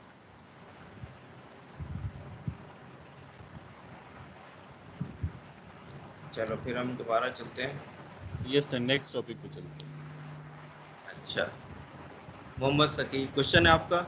नहीं, मैं कह रहा हूँ कि आगे चलते हैं नेक्स्ट टॉपिक। हाँ ठीक है, तो आगे चलते हैं, थोड़ा सा देखते हैं अब आगे जो mutual self inductance. Mutual inductance आपने ये चीज़ें भी यकीनन पहले पढ़ी होंगी, हो सकता है भूल चुकी हूँ आप लोगों को। और तो अच्छा, come to think of it, a changing current not only induces an EMF in any nearby loops, it also induces an EMF in the source loop itself. तो इम्पोर्टेंट ऑब्जर्वेशन अब ये है कि अगर तो करंट चेंज हो रही है लूप में से, ना सिर्फ वो बाकी लूप में जिस में मैग्नेटिक फ्लक्स चेंज कर रही है और उसके करस्पॉन्डिंग उसमें जो भी EMF प्रोड्यूस हो रही है, तो वो लूप इटसेल्फ अपने अंदर भी जो है वो उसकी मैग्नेटिक फ्लक्स चेंज हो रहा है, तो वो अपने उस लूप में भी आप जो है देखोगे इंड्यूस EMF प्रोड्यूस होता है। तो ये ऑब्जर्वेशन है, ठीक है। और फिगर जो है ये बनाई हुई है 7.32 एक लूप की, इसमें से करंट चेंज हो रही है, मैग्नेटिक फ्लक्स है, अगर करंट चेंज होती है मैग्नेटिक फ्लक्स चेंज होता है तो इसमें भी इंड्यूस EMF प्रोड्यूस होगी जो उसके अपोजिट डायरेक्शन में होगी। तो अब उसकी तरफ आते हैं। Once again the field and therefore also the flux is proportional to the current। अब फ्लक्स जो है वो फिर इसमें जो होगा वो प्रोपोर्शनल टू द करंट होगा, और प्रोपोर्शनैलिटी कांस्टेंट जो है वो सेल्फ इंडक्टेंस कहलाती है L। The constant of proportionality L is called the self inductance or simply the inductance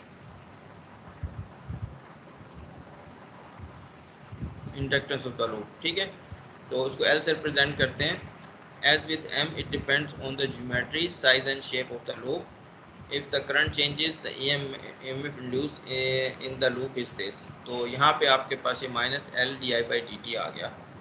तो ये फार्मूला आपने यकीनन जो है वो इलेक्ट्रिक सर्किट्स और इलेक्ट्रॉनिक्स वाले जो सब्जेक्ट्स हैं बीएससी में या कहीं पे आप लोगों ने पढ़े होंगे, इंडक्टेंस जो है वो कहता है हेनरीज में मेजर होती है और हेनरी इज़ द वोल्ट पर सेकंड पर एम्पेयर जो है।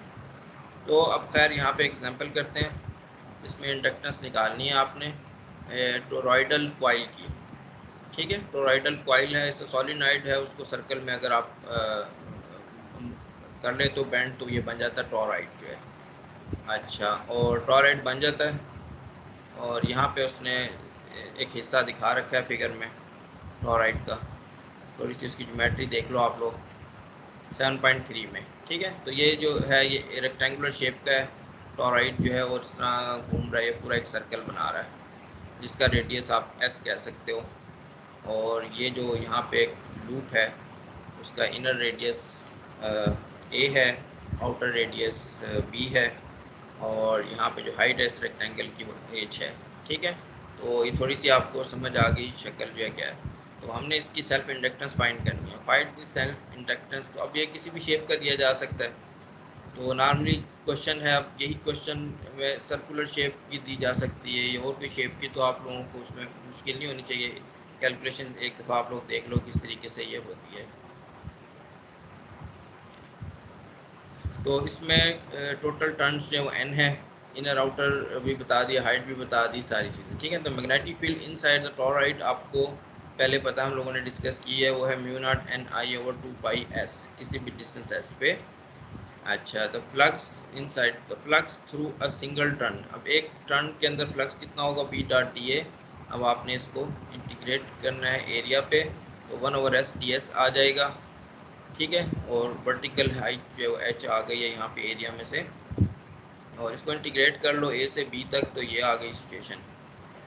तो अब टोटल फ्लक्स जो है उसमें आपने, ठीक है, the total flux is an times this, ये एक लूप का था, एन लूप का एन टाइम से मल्टीप्लाई कर दिया तो ये फ्लक्स हो जाएगा। इसमें से करंट आपने हटा देनी, करंट हटा दोगे तो आपके पास इंडक्टेंस आ जाएगी L mu naught N square H divide by 2 pi natural log of B over ए।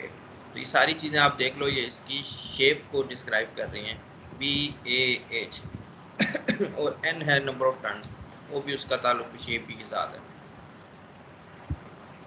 इस तरीके से आप ये सेल्फ इंडक्टेंस निकाल सकते हो। तो सारा की पॉइंट जो है म्यूचुअल इंडक्टेंस और सेल्फ इंडक्टेंस में जो अगर कैलकुलेट करनी है तो आपने एक्चुअली फ्लक्स कैलकुलेट करना है, बस फ्लक्स कैलकुलेट करना है। Flux will be proportional to current, current हटा देनी है, आपके पास इंडक्टेंस आ जाएगी म्यूचुअल या सेल्फ इंडक्टेंस जो है। यहाँ कुछ ऑब्जर्वेशन है इसकी, कहता है inductance like capacitance is an intrinsically positive quantity. Lenz's law, which is enforced by the minus sign in this, dictates that the EMF is in such a direction as to oppose any change in current. तो Lenz law आपको बता रहा है, क्योंकि inductance अगर positive quantity है तो Lenz law बता रहा है कि जो EMF प्रोड्यूस होगी वो ऐसी डायरेक्शन में होगी कि वो करंट में आने वाली किसी भी चेंज को अपोज करेगी।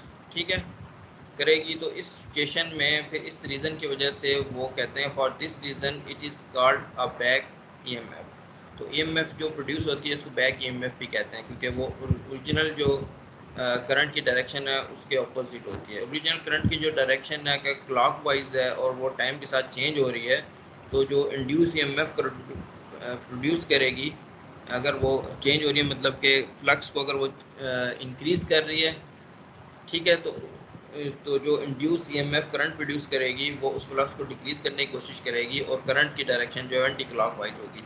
तो इसलिए इसको बैक ईएमएफ भी कहा जाता है कि एक ईएमएफ वो है जो आपकी करंट जो है उसको कर रही है इंड्यूस, जो ओरिजिनल करंट है उसको ड्राइव कर रही है लेट से कहीं बैटरी से, और एक जो है वो करंट बैटरी अगर टाइम वेरिंग करंट जनरेट कर रही है, दूसरी जो है वो आ रही है मैग्नेटिक फील्ड या करंट के चेंज होने की वजह से, तो वो back EMF. Whenever you try to alter the current in a wire you must fight against this back EMF. जब भी आप करंट जो है वो वायर में से चेंज करने की कोशिश करते हो तो आपको इस बैक ईएमएफ से वास्ता पड़ेगा, जो आपको एक तरह रेजिस्टिव जो है इफेक्ट देगी।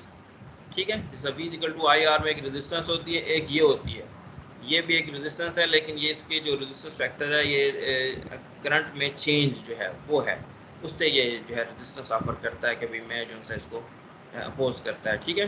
तो इसी सेंस में ये कहता है thus inductance plays somewhat the same role in the electric circuits that mass plays in mechanical system। तो इंडक्टेंस जो है उसका रोल बिल्कुल वैसा ही है जैसा मैकेनिकल सिस्टम में मैस का होता है।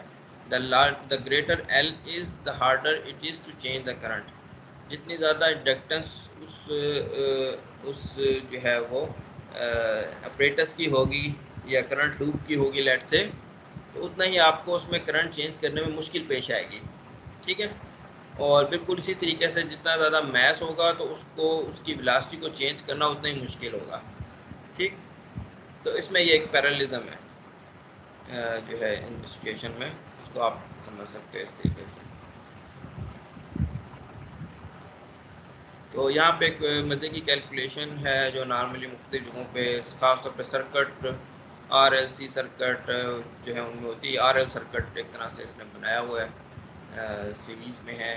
तो इसमें करंट कैसे फ्लो होता है, पोटेंशियल, उसके प्लॉट विद टाइम के साथ। तो उस सेंस में ये है, suppose a current I flowing around a loop when someone suddenly cuts the wire and current drops instantaneously to zero, this generates a popping. अच्छा ये तो खैर इसका ताल्लुक इससे नहीं है, एग्जांपल का ये अलग से है, ये अलग से है।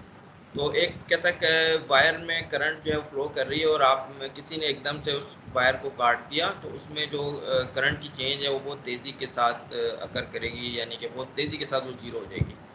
This generates a whopping back EMF for also I may be small di/dt is normal. चाहे करंट जो है उसमें बहुत थोड़ी सी गुजर रही हो, लेकिन जो चेंज है वो एकदम से आपने उसको जो है वो बंद कर दिया करंट का रास्ता, तो वो चेंज बहुत ज़्यादा है।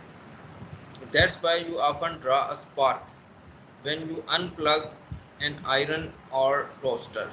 Electromagnetic induction is desperately trying to keep the current going. तो अक्सर आप लोग जब इस्त्री करते हो तो इस्त्री में उसको तेज़ी से अगर स्विच को निकाल दो आप, तो आप देखोगे स्पार्क होता है, ठीक है, या डालने के वक्त भी होता है स्पार्क। तो उसके पीछे जो फिज़िक्स है वो इसी चीज़ की है कि उसमें आप करंट की जो चेंज है वो बहुत ज़्यादा इनॉर्मस है। करंट के अंदर जो चेंज आ रही है वो बहुत इनॉर्मस है, और उसकी वजह से उसमें क्या होता है कि जो बैक EMF है, जो इलेक्ट्रोमैग्नेटिक इंडक्शन प्रोड्यूस होता है, वो कोशिश करता है कि उस चेंज को अपोज करे, और उस सिलसिले में जो है वो आपको स्पार्क जो है नज़र आता है, वो कोशिश करता है उस करंट को जो है बरकरार रखने में। तो even if it has to jump the gap in the circuit, तो उसमें वो कहता है कि सर्किट अगर जब ब्रेक कर चुका है तो उसको अगर जंप भी करना पड़ा, एयर के अंदर से भी वो पास करने की कोशिश कर रहा है, तो डिस्चार्ज वो स्पार्क शायद उस वजह से होता है, ठीक है। तो हाँ, बस अब ये जो है इसको यहाँ ये वाला केस था, इसमें आप देख लो यहाँ पे एक बैटरी लगी हुई है, एक इंडक्टेंस है और एक रेजिस्टेंस। तो इसके अंदर जो करंट फ्लो कर रही है उसको हमने बस स्टडी करना है, ठीक है। तो बैटरी जो है वो कहता है supplies a constant EMF epsilon not, ठीक है। तो इसमें जो है इस चीज़ को हम स्टडी करेंगे। अच्छा, total EMF in this circuit is that provided by the battery plus that resulting from the self inductance, Ohm's law then says. इसमें जो टोटल EMF है let's say across this resistance जो है वो इन दोनों का सम होगा इन सम सेंस। तो ये जो है ये एप्सिलॉन नॉट हो गया, और ये इसकी जो क्वांटिटी इसके साथ माइनस आता है क्योंकि ये अपोज करता है माइनस L di/dt। तो ये चीज़ हो गई सिचुएशन। तो this is a first order differential equation, इसको आप सॉल्व कर सकते हो। The general solution as you can easily drive for yourself is this. तो इसका सोल्यूशन जो है वो आप ये है, इसको आप चाहो तो इसके अंदर पुट करके भी चेक कर सकते हो। तो इसको देख लो आप लोग जो है, ठीक। अच्छा, वेयर के इज द कांस्टेंट, ठीक है। इन particular if the circuit is plugged in at time t equal to 0, so I of 0 equal to 0, then k has the same value minus is epsilon naught over r। अगर जो है इसमें वो कहता है कि t equal to 0 पे current 0 है, t equal to 0 पे ये रह जाएगा आपके पास करंट 0 है, तो k की वैल्यू निकल आएगी epsilon naught over r minus के साथ। वो आप यहाँ पुट कर दो तो एप्सिलॉन नॉट ओवर r को आप कॉमन ले सकते हो, तो ये आपके पास ये सिचुएशन इसकी ये बन जाएगी, ठीक है। अब यहाँ पे आप देख सकते हो कि करंट जो है टाइम के साथ कैसे वेरी कर रही है। यहाँ प्लाट भी बनाया हुआ है इसने। ये क्वांटिटी है जो करेक्टरिस्टिक जो है 1/टाउ के तौर पे टाइम बता रही है जिसके साथ करंट आपकी जो है वो इंक्रीज़ करेगी या अदर वे राउंड जो डिक्रीज़ करेगी। यहाँ पे इंक्रीज़ करेगी करंट आपने जो है, ठीक है, तो करंट जो है वो इंक्रीज़ करेगी। This function is plotted in this had there been no inductance in the current would have jumped immediately to epsilon naught over R. अगर यहाँ पे कोई इंडक्टेंस ना होती तो फिर क्या होता, फिर आपके पास जो करंट थी वो एप्सिलॉन नॉट ओवर आर होती। लेकिन अब जो है करंट फ़ौरन से हो जाती। अब वो जो है वो उस वैल्यू को आहिस्ता आहिस्ता आहिस्ता आहिस्ता अप्रोच करने की कोशिश करेगा इस इंडक्टेंस की वजह से। ऐसा ऐसा करेगा क्योंकि आपको मैंने बता दिया बैक DMF है जो उसको पोज कर रही होगी, ठीक है। तो क्वांटिटी टाउ, इस क्वांटिटी का इन्वर्स जो है वो टाउ एक क्वांटिटी L ओवर R, इसको हम कहते हैं टाइम कांस्टेंट। ये आपको बताता है कि कितने टाइम में किस हद तक ये वैल्यू अचीव हो जाएगी, ठीक है।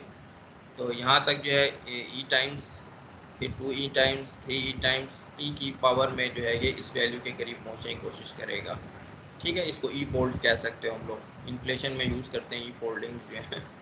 अच्छा, it tells you how long the current takes to reach the substantial fraction, roughly 2/3 of its final value. E की वैल्यू 2/3 ही होती है of the its final value. Final value का कितना हो जाएगा पहले, ठीक है।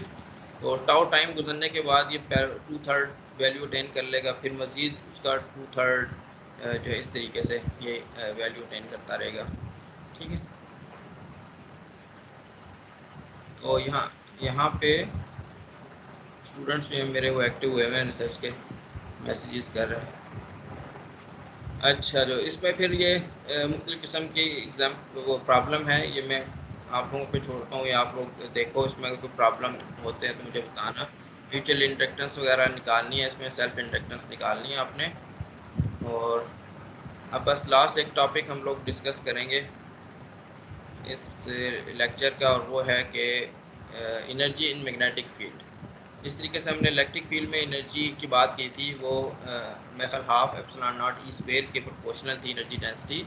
इसी तरह की चीज़ यहाँ भी निकलेगी, half mu naught B square के प्रोपोर्शनल। तो वो देखने अब आप लोग उसकी डेरिवेशन जो कि ग्रिफिथ ने की है थोड़ा सा इंडक्टेंस वगैरह के साथ मिला के। तो the work done on a unit charge against the back EMF in one trip around the circuit is minus epsilon, ठीक है।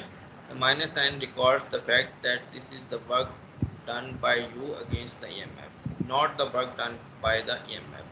The amount of charge per unit time passing down the wire is I, so the total work done per unit time is this, ठीक है। तो work done जो है ये आप देख सकते हो माइनस एप्सिलॉन जो आई आएगा, और एप्सिलॉन की वैल्यू है L di/dt जो है, माइनस के साथ तो ये प्लस हो गया। तो if we start with zero current तो इसको आप इंटीग्रेट कर सकते हो, या आपके पास हाफ L I स्क्वायर आ जाएगा। ये वर्क डन का फार्मूला आगे प्रॉब्लम में यूज़ होगा। तो हम लोगों ने जाना है एनर्जी की तरफ, तो अब आगे चलते हैं। कहता है there is a nicer way to write L which has the advantage that it is readily generalized to surface and volume currents. Remember that the flux phi through the loop is equal to Li. So on the other hand, तो flux हमें पता है वो Li के बराबर होता है, और फ्लक्स को हम लिख सकते हैं B डॉट डी ए के तौर पे भी। B जो है वो कर्ल ऑफ A है, और यहाँ पे स्टोक्स थ्योरम लगाया आपने तो A डॉट डी एल बन गया, A डॉट डी एल बन गया। और फ्लक्स जो है वो Li के बराबर होता है, तो Li जो है A डॉट डी एल। तो Li A dot D L बन गया। तो वर्क डन का फार्मूला जो है उसमें एक L और एक I को हम लिख लेते हैं A डॉट डी एल, तो ये बन गया। और ये जो अब करंट है, ये चाहे आप इस करंट को यहाँ पे ला के वैक्टर बना सकते हो या बाहर निकाल सकते हो, तो आप इसको इस फॉर्म में लिख सकते हो। तो ये फॉर्म ऐसी है जो कि ज़्यादा जनरल है कि A dot I, half A dot I, और यहाँ पे आई की जगह फिर आई डी एल की जगह आप जे डी टाउ भी लिख सकते हो। आई डी एल की जगह जे टाउ भी, तो या के डी ए भी लिख सकते हो सरफेस करंट के लिए। तो ये फॉर्म ऐसी है कि जो जनरल आप जनरलाइज कर सकते हो लीनियर करंट, सरफेस करंट और वॉल्यूम करंट्स के लिए। इसमें इसी जैसी फॉर्म आप अगर याद करो तो वो वहाँ पे भी बनाई थी इलेक्ट्रोस्टैटिक्स में पोटेंशियल के हवाले से, तो वो नीचे शायद मैंने इक्वेशन डाली हुई हो। तो अब ये चीज़ आपके पास आ गई। तो अब J की जगह हम पुट कर लेते हैं curl of B equals to mu naught J। तो जे की जगह आप कर्ल ऑफ पी जो है पुट कर सकते हो। कर्ल ऑफ पी पुट कर लेते हैं। तो अब इसको यहाँ पे थोड़ी सी हमने, अब यहाँ पे थोड़ा सा वो एक आइडेंटिटी यूज़ होगी। आइडेंटिटी ये है कि अगर divergence of A cross B वो बराबर होता है B dot curl of A minus A dot curl of B, इसी में से हमने ये क्वांटिटी हमें चाहिए। तो ये क्वांटिटी जो है A dot curl of B वो ये है। इसको हम इस साइड पे ले आते हैं, इसको इस साइड पे। कर्ल ऑफ ए जो है वो बी होता है, तो बी डॉट बी ये बन जाएगा और ए क्रॉस बी ये आ गया यहाँ पे इस साइड पे, तो ये निकल आया। तो ये वैल्यू आप यहाँ पुट कर सकते हो। ये वैल्यू आपने यहाँ पुट कर दी तो आपके पास एक्सप्रेशन बी डॉट बी जो है वो बन गया बी स्क्वायर डी टाउ, और यहाँ divergence of A cross B जो है डी टाउ। तो डाइवर्जेंस जो है इसमें आप डाइवर्जेंस थ्योरम लगा सकते हो। डाइवर्जेंस थ्योरम लगाओगे तो डाइवर्जेंस थ्योरम में वॉल्यूम सरफेस इंटीग्रल आपस में कनेक्ट हो जाते हैं, और ये सरफेस जो है ये क्या करता है, बाउंड करता है उस वॉल्यूम को। तो सरफेस जो है वो बाउंड कर रहा है उस वॉल्यूम को। पहला इंटीग्रल हमने एज इट इज़ रखा, उसमें वॉल्यूम वाला इंटीग्रल ही रहेगा। तो आप देख रहे हो कि जो हमें आंसर चाहिए वो फर्स्ट इंटीग्रल वाला है, जिसमें बिल्कुल एक एनालॉजी है इलेक्ट्रिक फील्ड वाली, epsilon not divide by 2 E square d tau पे इंटीग्रेशन। तो अब यहाँ पे तो सेकंड इंटीग्रल है, इसको आप क्या रीजनिंग है किस तरीके से जीरो कर सकते हो, where S is the surface bounding the volume P. अच्छा, now the integration in equation 7.3 is to be taken over the entire volume occupied by the current. ठीक हो गया। यहाँ पे जो आपकी असल में इंटीग्रेशन चलती आ रही थी वो उस तमाम रीजन पे थी जो कि ऑक्यूपाई कर रही है करंट्स को, but any region larger than this will do just as well for j equal to 0 out there anyway। तो वही वॉल्यूम जो है आप बड़ा भी कर सकते हो। जब आप वॉल्यूम बड़ा करोगे तो बाकी जो स्पेस है उसमें करंट तो मौजूद नहीं, तो वो इंटीग्रल आपको आंसर 0 दे देगा। ठीक है, तो यानी कि हम हमारे पास ये मौजूद है फ्रीडम के हम इस वॉल्यूम को बहुत बड़ा कर सकते हैं। तो करंट जो है वो एक लोकलाइज करंट है, थोड़े से हिस्से में मौजूद है। तो इन इक्वेशन 7.3 थी, यानी इसकी बात कर रहा है the larger the region we pick the greater is the contribution from the volume integral. तो यहाँ पे जो कंट्रीब्यूशन है वॉल्यूम की वो जो है वो होगी, और and therefore the smaller is that of the surface integral. This makes sense as the surface gets farther from the current both A and B decreases. तो अगर आपकी करंट्स लोकलाइज्ड है तो आप जितना बड़ा सरफेस कर दोगे तो इनका इफेक्ट्स जो है इलेक्ट्रिक फील्ड का और मैग्नेटिक फील्ड का और इसका वेक्टर पोटेंशियल का ये डाई आउट हो जाएगा। तो हम इसको बिल्कुल आप समझो कि इन्फिनाइट कर देते हैं, यानी कि हम इंटीग्रेट कर देते हैं ओवरऑल स्पेस। ओवरऑल स्पेस करने में सरफेस एरिया जो है वो इन्फिनिटी पे पहुंच जाएगा और ये वाली टर्म जो है वो ज़ीरो हो जाएगी। In particular we agree to integrate overall space, then the surface integral goes to 0 and we are left with this. तो सरफेस इंटीग्रल में हमारे पास ये चीज़ बन जाती है 1/2 mu naught B square d tau. In view of this result, we say the energy stored in the magnetic field in the amount B square divided by 2 mu naught per unit volume। अब इसकी interpretation ये है कि आपकी energy जो है सारी चीज़ें चली गई यहाँ से, आपकी एनर्जी मैग्नेटिक फील्ड में स्टोर है, बिल्कुल इसी तरीके से जिस तरीके से हमने इलेक्ट्रिक फील्ड में ये बात की थी। तो this is a nice way to think of it. तो some one looking at equation 7.31 might prefer to say that the energy is stored in the current distribution, तो खैर in the amount this half a dot j per unit volume। the distribution is one of the bookkeeping। अच्छा खैर the important quantity is the total energy W and we shall not worry about। ठीक है, तो कहाँ पे ठीक है। तो फिर यहाँ पे मैंने दोनों एक्सप्रेशन जो है वो डाले हुए हैं, इन दोनों एक्सप्रेशन को कंपेयर करने के लिए कि वहाँ पे जैसा मैंने बताया था कि scalar potential charge density over volume, एक ये एक्सप्रेशन भी था वर्क डन का, उसके करस्पॉन्डिंग यहाँ पे देख लो आप स्केलर पोटेंशियल की जगह वेक्टर पोटेंशियल है और चार्ज डेंसिटी के बजाय जो है करंट डेंसिटी है, और यहाँ पे जो है वो half epsilon not B square है, यहाँ पे half mu naught B square है। तो इलेक्ट्रिक और मैग्नेटिक फील्ड में आप एनर्जी जो है वो स्टोर कर सकते हो, ये एनर्जी डेंसिटीज़ हैं। जब मैं रिलेटिविटी की डिस्कशन करूँगा तो ये क्वांटिटीज़ वहाँ पे भी हम निकालेंगे। जो है फील्ड टेंसर में आप देखोगे किस तरीके के इन्वेरिएंट्स बना के मैं निकालूँगा, तो ये चीज़ें आगे भी जो है चलेंगी रिलेटिविटी वाले सेक्शन में। अच्छा, यहाँ पे अब क्या है, यहाँ पे एग्जांपल है इससे रिलेटेड 7.13, इससे रिलेटेड है कि नहीं। A long coaxial cable carries current I The current flows down the surface of inner cylinder radius A and back along the outer cylinder radius B as shown in the figure 7.39. यहाँ पे कहता current flow कर रही है inner radius पे जो है towards right और आउटर जो सिलेंडर है उसमें towards left. Find the magnetic energy stored in a section of length I. तो अब आप वो कह रहा है कि मैग्नेटिक एनर्जी स्टोर आपने निकालनी है in a section of length L. जो है एल में कितनी है, ये एक लॉन्ग कोएक्सियल केबल है यानी कि इनफिनाइट ले सकते हो आप. उसके एक छोटे से सेक्शन में एनर्जी जो है वो स्टोर निकालनी है तो एनर्जी डेंसिटी पर यूनिट बन जाएगी जो भी है. तो according to Ampere's law the field between the cylinder is this B is equal to mu naught I over 2 pi S pi. ठीक है, ये बार बार हम लोगों ने ये चीज़ देखी. तो ये मैग्नेटिक फील्ड आ गई. Elsewhere the field is zero. Field जो है वो एल्सवेयर जो है वो ज़ीरो होगी. फील्ड एल्सवेयर किस तरह ज़ीरो होगी?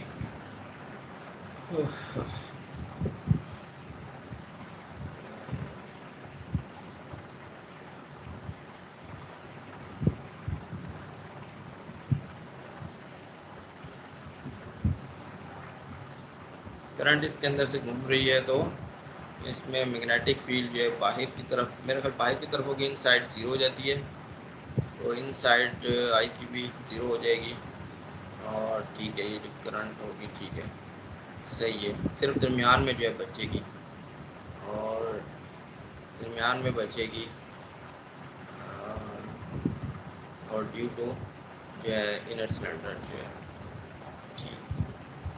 और बाहर जो है क्योंकि दोनों की डायरेक्शन ऑपोजिट है तो बाहर, हाँ चलो ये आप लोग देख लो कि बाहर मेरा ख्याल है कि इसकी जो मैग्नेटिक फील्ड जो होगी करंट की जो है वो तो इन दोनों की कंट्रीब्यूशन कैंसिल हो जाएगी, ये लग रहा है. ठीक है, तो सिर्फ इन साइड बचेगी. तो थ्रू आउट जो है इस सारी स्पेस में जो मैग्नेटिक फील्ड इनकी बचेगी वो यहाँ बचेगी इस तरह दोनों सिलेंडर के दरमियान. Elsewhere the field is zero.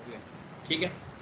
दस the energy per unit volume is, ये बन गई आपकी एनर्जी पर यूनिट वॉल्यूम. जो वो आपने क्या करना है, इसका स्क्वायर लेना है, इसका स्क्वायर लेना है और 1/2 म्यू नॉट जो है ये आपकी बन गई एनर्जी पर यूनिट वॉल्यूम. और इसको इसने सिंप्लीफाई कर दिया. और क्या है जिसमें the energy in cylindrical shell of length L.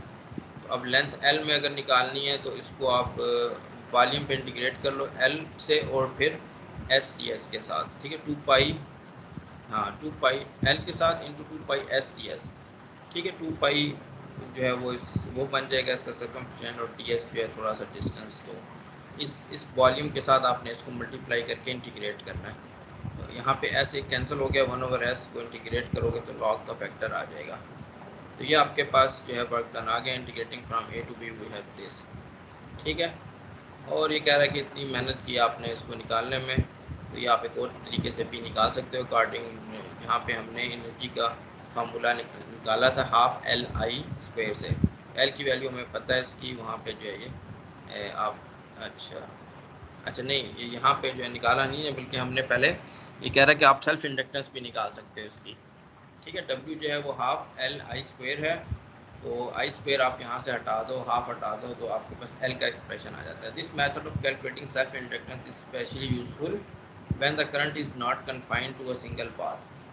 ठीक है, but spreads over some surface और वॉल्यूम. तो सरफेस और वॉल्यूम पे जब करंट स्प्रेड करती है तो वो कहता है ये तरीका ज़्यादा आसान होता है कि आप उसमें मैग्नेटिक फील्ड निकाल लें, मैग्नेटिक फील्ड से आप एनर्जी डेंसिटी निकाल लें और फिर वहाँ से आप जो है वर्क डन निकाल लें ये एनर्जी. तो उसमें जो है फिर ये इंडक्टेंस आप निकाल सकते हो. In such cases different parts of the current में circle different amount of flux.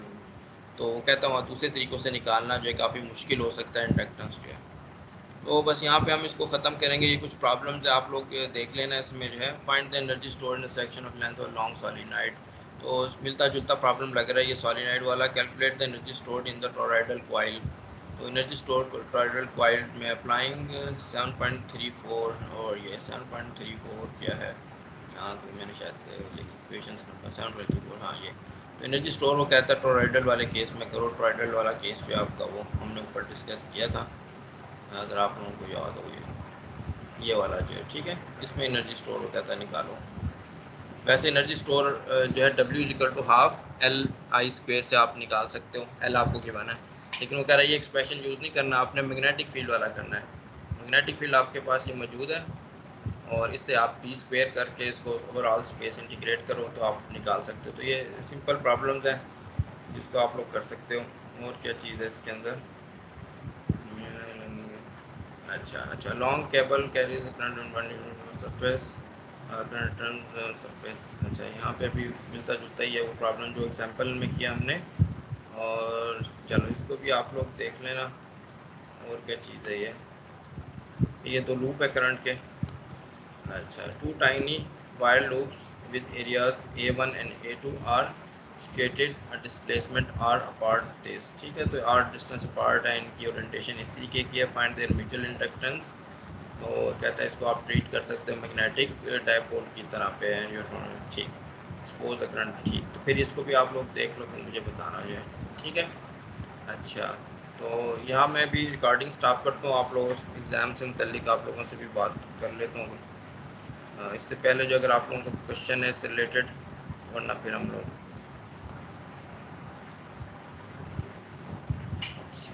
चलो मैं रिकॉर्डिंग स्टॉप करता हूँ।